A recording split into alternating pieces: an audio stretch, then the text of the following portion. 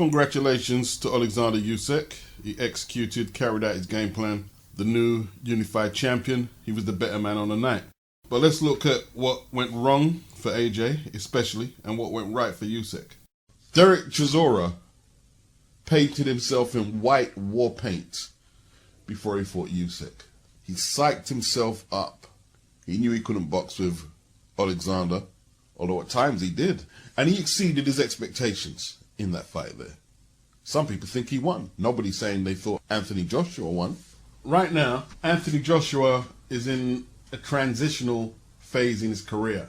He says he's going to go straight back into the rematch, but there's a lot of questions that he doesn't need to answer to me or you, but he needs to answer them to himself. How comes Derek Chisora knew his strategy against Usyk, and he knew what he had to do? I'm not saying he won, but he did well. Exceeded his expectations. And he had some MMA guys running his corner.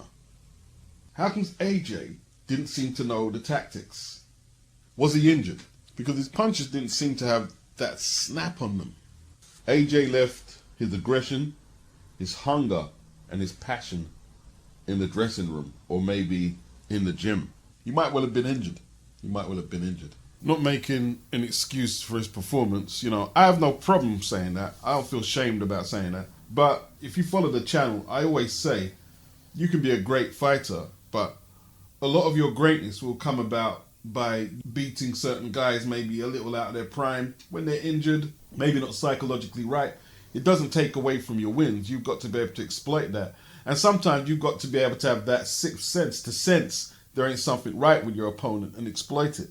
That's boxing. You've got to be an opportunist. It's always been like that. So I'm not dissing Usyk.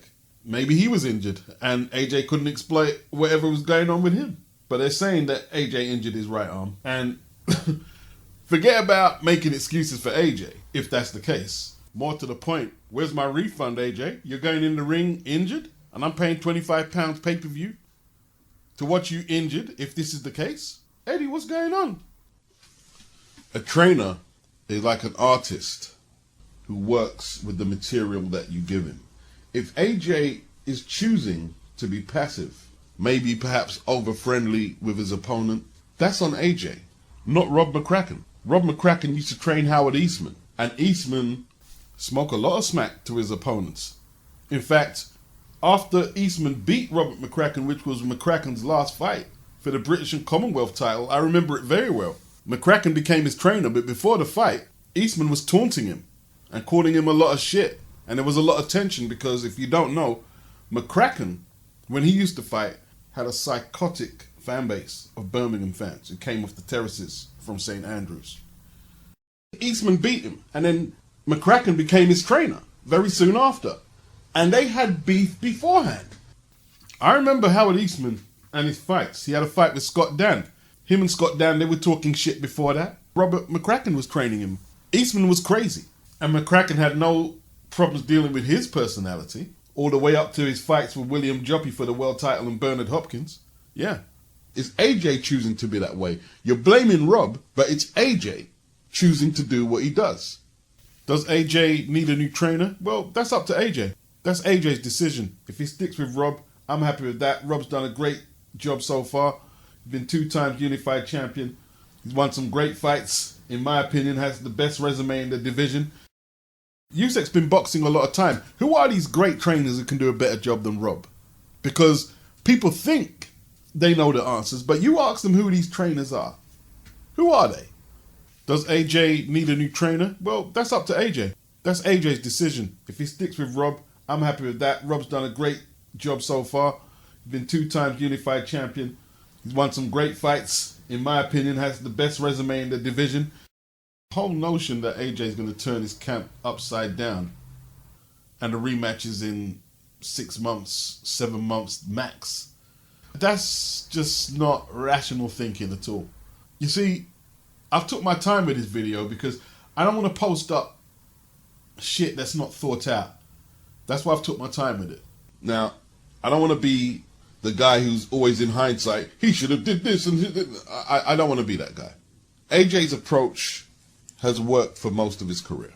He doesn't get into fake beefs, doesn't throw tables about the place. If he thought he could just outbox Usyk, he miscalculated, and miscalculated badly. And who knows? Maybe he won't even be able to out-slug Usyk in the rematch. Usyk looked up for it. When it did get into the trenches, he took some big body shots, and whatever headshots AJ landed, he landed a lot of jabs. He busted up Usyk's face pretty badly. Got some serious cuts there. Usyk took whatever punishment he had to take, fought through the cuts, and came back. Was determined to win. Who knows? Maybe he can't beat Usyk. And I'm here to tell all the people who are saying Usyk is a great. Yes, he is a great, because he won the undisputed cruiserweight championship, and now he's a unified heavyweight champion. But he won't go down as a great heavyweight. He'll go down as a great fighter, but not a great heavyweight, because he himself is extremely flawed. He's an aging fighter, doesn't hit hard, and he doesn't have a lot of volume. One thing Usyk does really well is he kind of infiltrates your brain in the lead up to the fight, where you're almost worrying yourself with what he's going to do and how good he is, because everybody tells you how good he is. And I think maybe AJ gave him too much respect. I spoke about this a long time ago when they kept saying AJ's going to duck Usyk. And I was thinking, why is he going to duck Usyk? Yeah, he's good, but you guys are making him out to be someone that he hasn't proven to be yet. And I don't know if AJ did buy into it. If he did, well, maybe mentally he's just not in the right place. That's why Dylan said, I'm not impressed by that. What did he do? He didn't knock AJ out. He outboxed him. He said, I'm not going to show him no respect. I'm going to go to war with him. And this is what you need to put into these fighters. Like Danny Jacobs. He showed Triple G too much respect early. And then when he realized, yo, you're really not what they were saying. He was closing the gap on the guy and arguably won. I'm not picking on Eastern Europeans or African Americans, but boxers who are not Eastern European or African American don't buy into all the hype that the media, the fans of these fighters surround them with, because a lot of them are a little overhyped. And if you can get over that and implement what you're doing, you can beat them, you can knock them out, you can be competitive.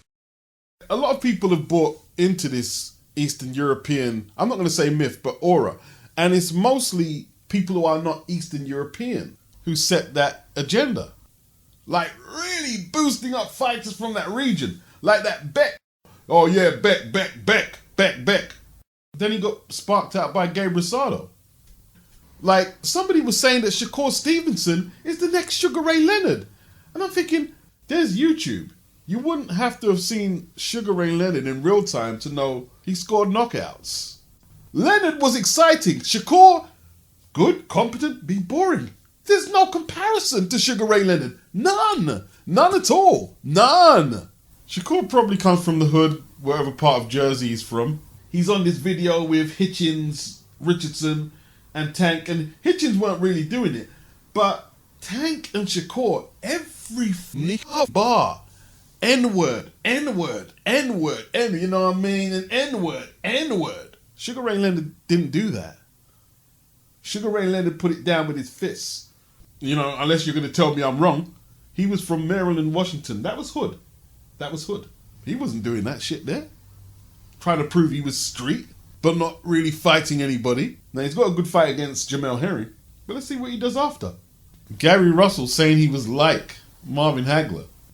Gary's probably never heard of Robbie Sims, who is Hagler's half-brother. Robbie Sims has got wins over Duran. What a fight that was. And Iran Barkley. You're not even like Robbie Sims. Sims took anybody on. He'd fight anybody. Fought a prime Nigel Benn in London. Got knocked out, but he went for it. You're not even like Robbie Sims. Let alone Marvin. And what's happening now is the African American boxers of today have that old-fashioned arrogance of the old-school African American boxers, but their resumes are light. Their competition is light. It's no comparison. So you've took the swag and probably upped it a level in terms of smack talk. You hear a lot of smack talk. You got the swag, but you don't have the work ethic.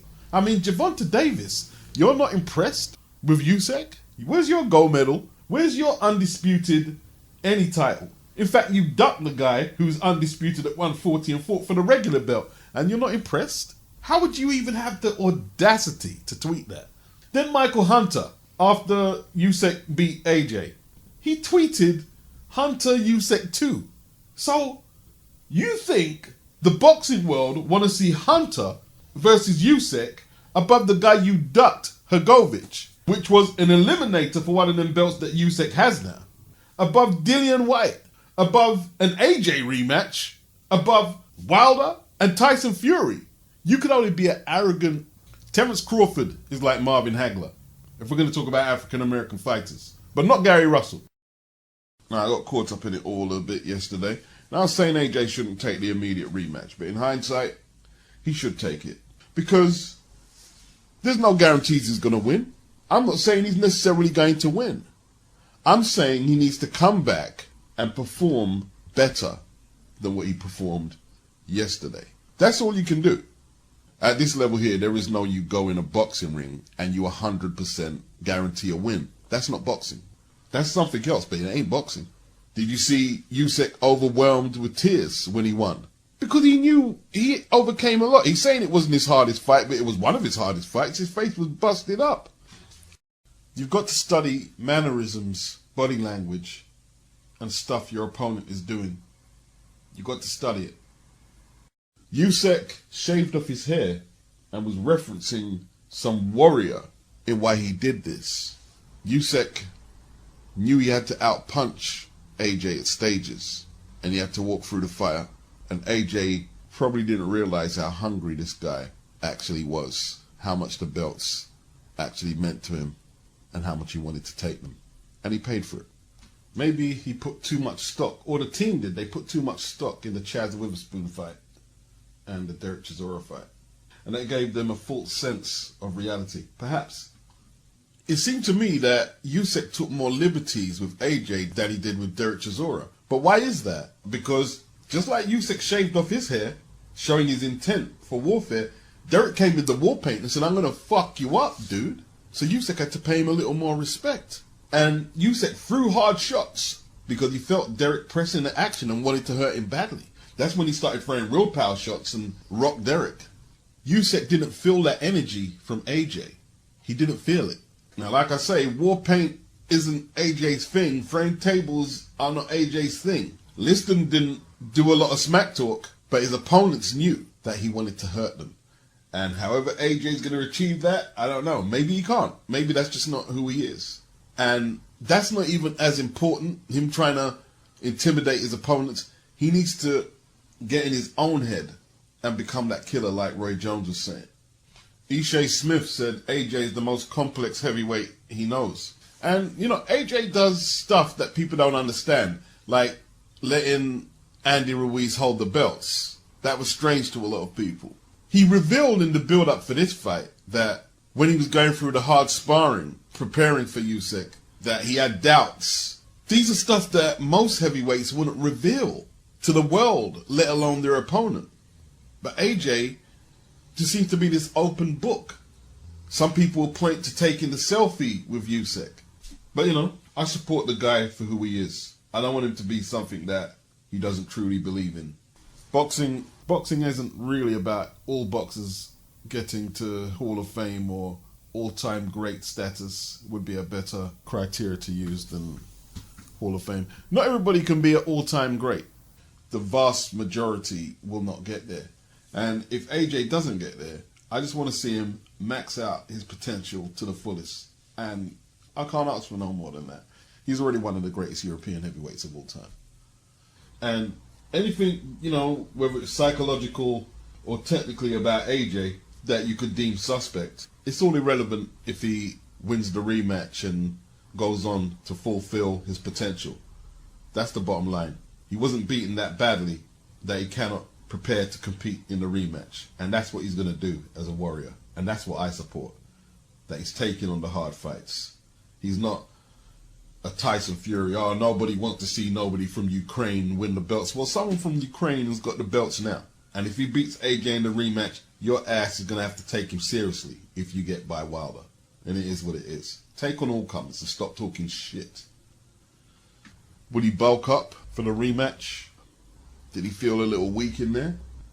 It kind of looked like the occasion overwhelmed him. I have a feeling that if AJ was sparring Usyk away from cameras, he'd do a lot better. He'd be more focused. In his ring walk, he was jogging towards the ring. He was fist bumping people in the crowd, smiling. Earlier this week, like I was saying, he was cracking jokes with Johnny Nelson and Anna Woolhouse, and even Rob McCracken was very hospitable and not his normal tight-lipped self. Has it just become too sanitized, the whole setup? Some people are saying that AJ's got too much people in his ear, too many trainers and too many cooks. Well, everybody's an expert when it goes wrong. They could be right. AJ needs to try and get his belts back. The rematch clause must be enforced. At this age here, AJ can't afford to go back to apprenticeship and fighting 8-rounders. I don't know where in the stratosphere people think that can happen. You don't build yourself up to be a multi-million-dollar fighter to fight regular 8-rounders in the York Hall. Fighters on AJ's pay scale use the York Hall for media workouts. He has to go back and get his belts. He's a competitor at the highest level. And look, if he loses, his market value will start to drop, and eventually, if he doesn't improve, he might end up at the York Hall. But you don't voluntarily go to the York Hall while you're still relatively at the high end of the spectrum. You don't do that. But he's got to try and get his belts back first. Maybe we've seen the best of Anthony Joshua. Maybe. Who knows? Or, on the other hand, it might be a great learning fight for AJ. None of the other top guys have fought a Usyk. Maybe he needs a rest. I don't think he should go back to taking 10-rounders and stuff against fighters he was beating in 2013. That just seems counterproductive. Maybe he needs a rest, have a rest. Take a year out, do some punditry, spend some of that money he's earned. Enjoy some of that. Ask himself the hard questions. Does he really want it? Because to me, it looked like he didn't really want it. He wanted to win. He was determined. Don't get it twisted. But the fire didn't appear to be there. And he has to rekindle the fire. He can win that rematch. He has the size and the athleticism. He's not the better boxer, but he can compensate for that by strategizing correctly. I don't think he needs to start throwing tables about the place. Usyk didn't do that, and he won the fight. That's not necessarily the prerequisite for him to be successful, is him turning into some psychopath. If he's going to be aggressive, he needs to be aggressive in the ring. Fighting in press conferences doesn't mean you're going to be successful in the fight. Now, it might work for some fighters, but it doesn't work for others. I don't think that's going to work for AJ. And if Usyk is the better fighter, he'll win, and he'll win again, and that will be that. That's boxing. It's not the end of the world. Forget all the technical shit. Forget all of that now. What you don't think he can do from what he's good at. Forget that. His biggest asset is not to sulk over a defeat or a setback. He wants to go back. He wants to rectify it. He doesn't blame anybody for anything, and he wants to do better. His humility is actually one of his biggest assets looking ahead to this rematch. I was gutted for AJ. I was gutted. I actually thought he had the fight back under control, maybe between the 5th or the 7th. And it looked like he was taking control of the fight, but he just couldn't hold the initiative. And Usyk found another gear, which makes him dangerous for anybody if they can't catch him clean with a big punch and put him out.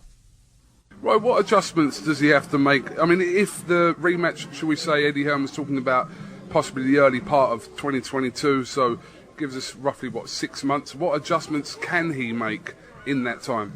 There are a few adjustments he can make. A lot of it is mental. A little bit is boxing, but it's more mental than physical. And he's just got to hang out with a killer. You know what I mean? And when I say a killer, I mean a killer mentality in the boxing ring, not outside, because he's a very good guy.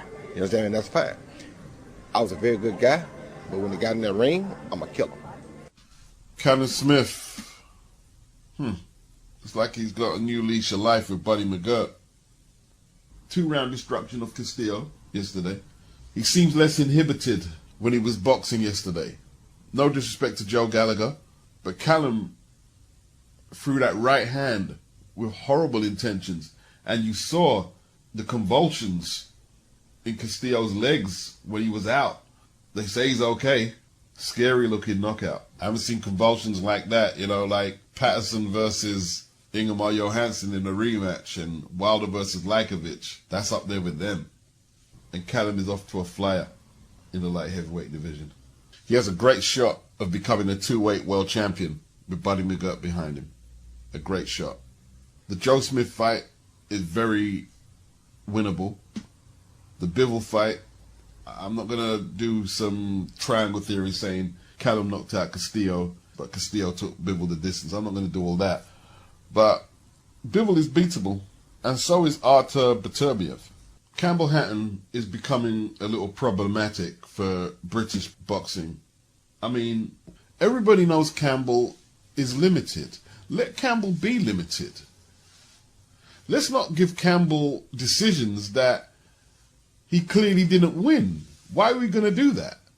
You tried a thing by making Campbell a television fighter on the strength of him being Ricky Hatton's son. It's not working.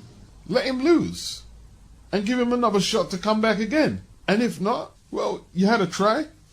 Let him go do something else or hit the small hall circuit, giving him decisions that he clearly didn't win. Put him on Fight Zone. Because I tell you what, Eddie, I won't be paying for pay-per-view again if he's on the card. No way. Or Ebony Bridges. Unless they improve drastically. At the end of the fight, the doctor was examining Campbell. Like, is this kid okay? Because he was taking some stick. He nearly got stopped. He was walking into that right uppercut quite often because his head and body overextends over his feet.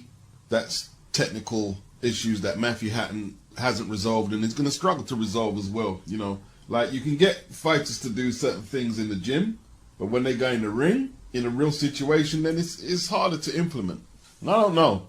Them days of, oh, he gave it to Butler, you know, the referee being the sole judge of the fight, seems a little antiquated. It seems like one of them stipulations that doesn't belong in 2021 because it allows for a lot of corruption. I mean, it's harder to get 3 judges to vote for Campbell Hatton winning a fight he clearly didn't win. But one judge, is easy to pull that off.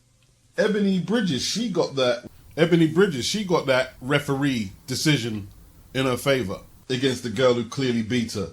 You know, like, and let me put the disclaimer down because there's some really simple-minded people who just want to steam in. I don't want AJ to ever get a verdict he didn't deserve, and he certainly didn't deserve the Usyk verdict. But he's the franchise player. He puts it all together. How comes Campbell Hatton and Ebony Bridges are getting hometown decisions, but AJ didn't get one against Usyk? That seems strange to me. They clearly lost their fights just as much as AJ clearly lost to Usyk. And let me reiterate, I would never want AJ to get a decision he didn't deserve, and he didn't deserve to get a decision against Usyk. But surely the purpose of having 3 judges is that 3 sets of eyes is theoretically better than 1. It doesn't matter if it's a 6-rounder, 8-rounder, or just an English title fight, or area level title fight. These are boxers' futures and their careers that you're messing around with. Anyway, for what it's worth, AJ thought Campbell was lucky to get the decision, and he's been on video saying they should actually rematch the guy and show that Campbell can do better. I'm not sure if Matthew or Ricky want to do that though. Lawrence Okolie, first defense of his WBO cruiserweight title against Dylan PRASOVIC, that ended in 3. It looked like it was going to turn into a clutch fest, like some of Lawrence's old fights. And Lawrence got the blame for a lot of them fights, and I'm not going to totally absolve Lawrence from his part in some of them unedifying spectacles. But a lot of times they just couldn't deal with his physicality. And that's what happened to PRASOVIC. Lawrence kept it at range, and when it got close up, PRASOVIC, you know, like, he slipped a few of the lead right hands, but when it got up close, he didn't want to fight. And Lawrence ended up using the free hand, hitting him to the body, and he was a little out of his depth. And when he caught that right hand over the top, it froze him in his tracks, and Lawrence followed up and put him on the deck. And the fight was over from there, wasn't it, really? And, you know, Lawrence finished it with that great left hook to the body. Was he counted out? He could well have been. Look, the guy was 15-0. Most of his fights were in Montenegro, where I don't know what the level of the competition is. But he was mandated by the WBO to face Lawrence Okolie. Okolie did what he had to do.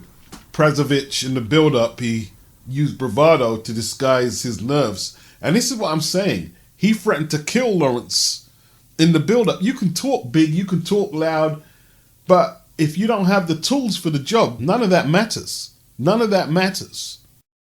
Okolie says he can hang around at Cruiser for maybe a year or so. He wants to braid his fight. Once he gets that fight, he would have sealed his personal legacy at the weight class, and he could move on. Maybe bridgerweight, maybe heavyweight. Bradis is getting on a little now. It'll be an interesting fight. I think OKOLIE versus Usyk at cruiser would be very interesting, and at heavy. OKOLIE is one of the most improved fighters in the game. A lot of people were writing him off because of them early fights, which weren't the most pleasing fights to watch in all honesty. Now he's looking like a very accomplished cruiserweight champion. At the same time, I wouldn't sleep on Makabu and I wouldn't sleep on Bradis. I wouldn't sleep on them. So what about the new champion, Usyk? A lot of people are saying, oh, AJ could never beat Tyson Fury because of what they saw. But once again, Tyson Fury wasn't in the ring facing off against AJ. And they're saying, oh, AJ could never beat Wilder because of what they saw. And like, you know, even MTK, they're saying, and still the greatest heavyweight in the world, Tyson Fury. With Wilder and Fury and their fan base, when AJ loses, they get greater. I guess if AJ loses the rematch with Usyk, that Wilder and Fury will place himself above Joe Louis and Ali and the rest. Well, Tyson Fury has had one real victory in 6 years, and that was the rematch against Wilder. One real victory in 6 years, but he's the best heavyweight according to some people. Just funny style. It is really funny style. Maybe Usyk goes on to tie up all the scraps. Who knows? Maybe he does. We have to wait until October the 9th and see what happens between Fury and Wilder. I don't have a dog in the race. I'm just looking forward to the fight. I'm just going to sit back and hope somebody scores a spectacular knockout and puts an end to that fight series, at least for now. I think everyone's just had enough of that fight series. AJ's a little overrated. So is Andre Ward. So is Tyson Fury. So is Deontay Wilder. So is Errol Spence. So is Gennady Golovkin. So is Deontay Wilder. Lomachenko. And look, whether you're a fan of Eastern European fighters or you're African American or American, there's been biases for a lot of the fighters I mentioned there. Whatever their agenda is, a lot of bias. AJ still has the best heavyweight resume out there. That's the bottom line of it all. If you want to have a better resume than AJ, fight your mandatories, fight the Usyks, fight the Povetkins, fight the Joseph Parkers when they've got belts, be consistent, and do what you got to do. I've never been on here saying AJ's a great heavyweight. I've heard a lot of Americans saying Wilder is a great. I've heard a lot of Fury fans saying that Fury's a great, putting them up there with greats. But AJ still has a better resume than them. How does that work? Greatness to me is resume based. As far as I'm concerned, greatness to me is resume based. To me, I'd rather watch Sonny Liston bust people up and knock them out rather than watch Muhammad Ali. Now, other people might say different, but I like watching Sonny's jab bust people's nose and rows of their teeth out of their face. I prefer to watch that. So I don't care about your eye test. Greatness is resume based. I prefer to watch Liston, but Ali has the better resume. Therefore, he's a greater heavyweight than Liston. He's beaten twice. So you might like watching Fury and Wilder, but that doesn't mean they're great under my criteria. Your criteria a little something different. With Usyk, you either got to rush him, get up close on him and rumble with him, or if you're AJ's height, keep range and don't be just throwing punches willy-nilly. Keep range and try and make good use of the jab and make sure there's some upper body movement. Vitaly Klitschko, what he used to do to smaller opponents is take that little step back, lean back and come back with a counter and make sure that you're either swaying away or moving with your feet to the left from Usyk's left hand, his backhand. And AJ was just too square, a little too robotic. His punches just looked a little too practiced. It's almost like they've trained the fighter out of AJ, the dog out of it. This is the most unnatural I've seen him in the ring. I don't really buy into all the Ruiz ghosts in the head and all that. I don't buy into that. Getting hit hard, getting stopped, knocked out or beaten badly over 12 rounds in boxing affects everybody. AJ's not the only boxer that applies to. After Marco Antonio Barrera was battered and stopped by Junior Jones, he never fought the same after that. If you saw fights of Barrera pre-Junior Jones, he was very aggressive, vicious, and he still had streaks of that, but he modified it. AJ also seems to be fighting with the I've got to preserve my gas tank in the back of his mind. You can't fight like that. You can't fight like if you're going in a ring with top level of position and expecting not to fatigue, then that doesn't make sense. It doesn't make sense. Because now you're inhibiting your strength, which is opening up. AJ is the best at opening up an opponent with his arsenal. But yesterday, you would never have guessed it. He didn't let his hands go. Usyk's performance, it was very good. It was very good. It was very efficient. I've noticed a lot of Americans are putting it down to AJ's just a terrible fighter and not really attributing anything that Usyk done to be good. I believe Usyk is in decline. I still don't think he's as good as he used to be, but it was good enough to beat AJ. And it might be good enough to beat the winner out of Fury and Wilder. People are saying Usyk can't beat Tyson Fury.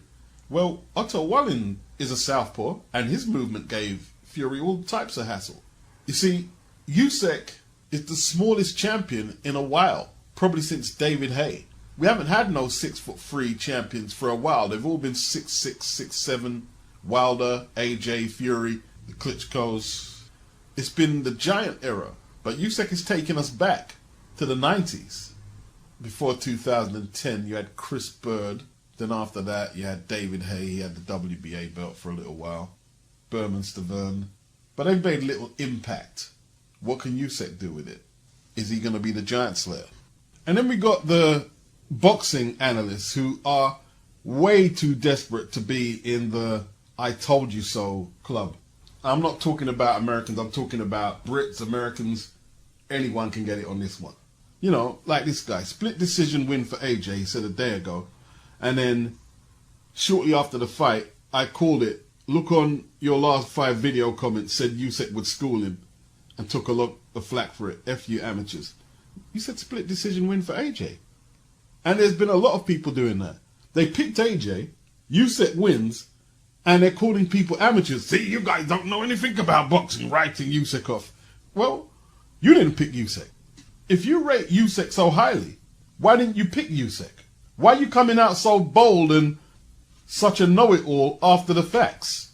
Yeah, you know, AJ is a hype job, needs a new coach, and I never rated him and all this shit. But you picked him to win.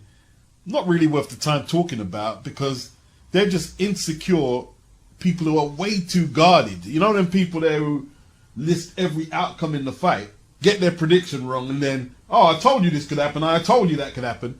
I don't know what that's about. If you're so desperate to be in the I told you so club, can't bear for people to look at your prediction and say, well, you got that wrong. I don't know. I don't know. I don't know what to call it. I'm not going to try and find something to call them or anything. Just leave it there. You know what was nice post-fight? To get a comment from somebody, you know, aside from the wannabe trainers without no training license or no training experience and the hindsight know-it-alls. This was the best comment. Lennox Lewis, the Klitschko brothers, Holyfield, Tyson, every recent heavyweight great has lost to much lesser fighters than Usyk, that's for sure. Fans demand perfection and get pissed when fighters are hesitant to let go of their zero. Sonny Liston lost to Monty Marshall and got his jaw broken. And this was a young Sonny Liston. Alexis Arguello has got all types of L's on his record from his early career. Pacquiao, you guys say he's a great. Been knocked out how many times? I tell you what, you see if Pacquiao had suffered them knockouts in this climate of social media, you guys would have been writing him off. He would have probably never been able to come back in your eyes if he had suffered them knockouts then. Now, them knockouts are online. You can see them. But because it happened so long ago and it's not a current topic, it's almost like people pretend it didn't happen. And I'm not including the Marquez KO. The other KOs were to fighters who are certainly not going in the Hall of Fame. Marquez will go in the Hall of Fame. And I'm just being honest. Jersey Joe Walcott had a boxing style that was way ahead of his time in terms of like the flashiness and the moves he used to do. He was knocked out by Abe Simon and has got loads of losses on his records before he won the title at the age of 37. Now, look, it's reactionary, but I understand people writing AJ off. You know, like Frank Warren is writing AJ off, but he's a promoter, isn't he? He's promoting Fury. Do you think Frank would be writing AJ off as damaged goods if AJ was signed to him? I mean, what's he going to come out and say? That's the last 65,000 gate I'm going to do with AJ. He's finished. I don't even want to promote the rematch, which is going to be a big drawing gate as well. No, he wouldn't be saying that. He'd be riding the Anthony Joshua gravy train until the wheels fall off if he could. Same thing he'll do to Fury if he gets the opportunity. Look at Frank Warren saying that Anthony Joshua is damaged goods not to go anywhere near a rematch with Usyk. Well, here's what he said about Joshua after the Ruiz loss. Frank Warren urges Anthony Joshua to reject the rematch with Andy Ruiz. Let's see if Wilder lays out Fury comprehensively, if Frank calls Tyson damaged goods, and let's see him urge Fury not to take a fourth fight if there's an opportunity. Malik Scott found some perspective, which I was shocked, saying he will block anybody on his Twitter if they talk about AJ being a bum because he lost to a great fighter. I was shocked. Haven't heard anything from Wilder saying anything about AJ. Haven't heard anything. But I'm going to big up Malik for saying what he said. I think somebody called AJ a bum and he said, yeah, at least he's a history-making rich bum, you know what I mean? And I was shocked. And Wilder not saying anything, you know what that tells me? Tunnel vision. He is focused in for this Fury fight. And he needs to be. And perhaps Malik is having a good effect on him, if this is the case. If he's tunnel visioned in like that, because a little while back, he wouldn't have been able to help himself. He would have been almost claiming the victory for himself, that he done what Usyk did to AJ. Like when Andy Ruiz beat AJ. AJ is not being received very well in America. A lot of people have got a lot to say. The difference between AJ and Lennox is Lennox did have some great victories over there. But at the same time, they used to destroy Lennox over there. Lennox was hated. He lost to two Americans by knockout, Oliver McCall, Hasim Ruttman. He avenged both losses, but they used to talk the most shit about Lennox. The thing with Lennox, he didn't have an infrastructure in the UK to fall back on like AJ. He didn't have that. So he stayed out there, became the dominant heavyweight out there, but that still wasn't enough. So even if AJ had beat Wilder and become undisputed, they would have found something. They would have found something. They would never give him the respect now. But if you hear a lot of Americans today talking about Lennox, Lennox has got gigs over there, jobs. Oh yeah, Lennox was great. These motherfuckers weren't saying that when he was active. They weren't saying that. But that's what time does. Time makes people do the revisionist history thing, doesn't it? There's always going to be detractors, you know. If you don't like AJ, you're unlikely to ever like him anyway. If you don't like Tyson Fury, you're unlikely to ever like him. AJ still has the best resume in the weight class. He still has it. Look, it was Anthony Joshua who brought the money back into the division. He brought life back into it. He's made multiple defenses, held 3 belts, earned them honestly in the ring. His career's not over, so I'm not prepared to write him off, and I will not write him off. A good sportsman or a good sporting team in times like this, where they're being called choke artists, fake paper champion, this can be used and converted into very good fuel to activate the ultimate comeback. And people are very fickle, because right now they're singing Usyk's praises, but the rematch will be in 6 to 8 months' time. Let's say AJ does a Roy Jones. You know how Roy handled Montel Griffin in the rematch. Let's say he does that to Usyk, and Usyk becomes an 8-month champion.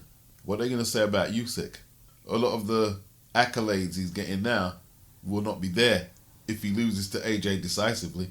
And a lot of people are going to jump back on the AJ thing. I knew Usyk got lucky. AJ was probably injured. He had an off night. Until AJ loses again. If AJ loses again. If AJ beats Usyk. And that's how that goes. So what, Usyk's a great now, and he won't be a great if he loses to AJ?